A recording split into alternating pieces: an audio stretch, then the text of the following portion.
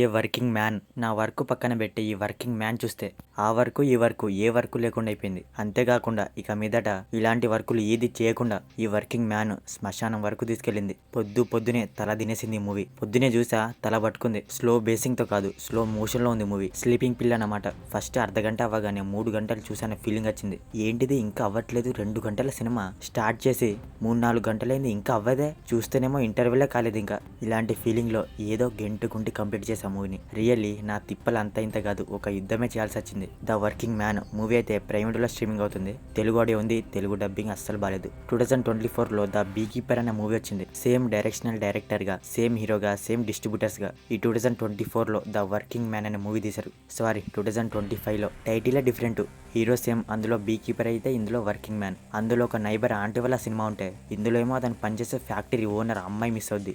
ఆమె గురించి ఆమెను పట్టుకోవడం చుట్టూ మూవీ ఉంటుంది. అందులో హీరో రిటైర్ ఏజెంట్ అయితే ఇందులో హీరో రిటైర్ సోల్జర్. అంతే, ఇక మిగతాదంతా same to same. Just characters, వాళ్ళ లైఫ్ స్టైల్, ప్లేస్మెంట్, లొకేషన్స్ ఇవే మార్చారు అంతే. ఇంకొంతమంది యాక్టర్స్ విల్లన్ మార్చి స్లో మోషన్ లో సినిమా తీసి 2 గంటలు శాంతం లాగి మన ముఖానికి కొట్టి ఇదిగో చూడండి అంటే మనం చూడాలా?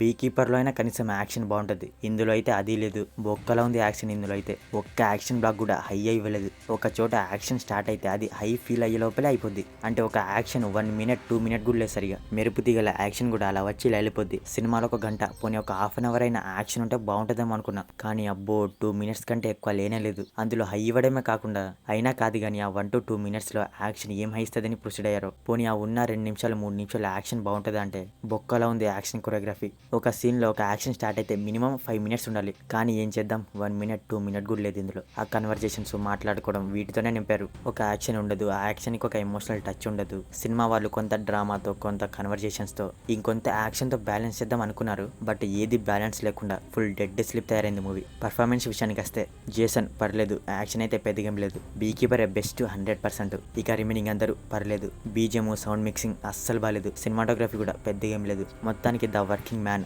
మీకు ఏమైనా వర్క్ ఉంటే చూసుకుని కానీ ఈ వర్కింగ్ మ్యాన్ జోలికి అయితే అసలు వెళ్ళకండి. సో మరిది వర్కింగ్ మ్యాన్ మూవీ రివ్యూ గురించి. అయినా సరే మేము మూవీ ట్రై చేస్తామనుకుంటే చూసేయండి. ప్రైమ్ వీడియోలో తెలుగులో ఉంది. No adult scenes, no bad language. మరి మూవీ చూసాక మీకేమనిపించింది అనేది మా కామెంట్ సెక్షన్లో షేర్ చేసుకోవడం మాత్రం మర్చిపోకండి. మీకు కనుక మా రివ్యూ నచ్చితే దయచేసి మన ఛానల్ని సబ్స్క్రైబ్ చేసుకోండి. Okay, will meet in next video. Thank you.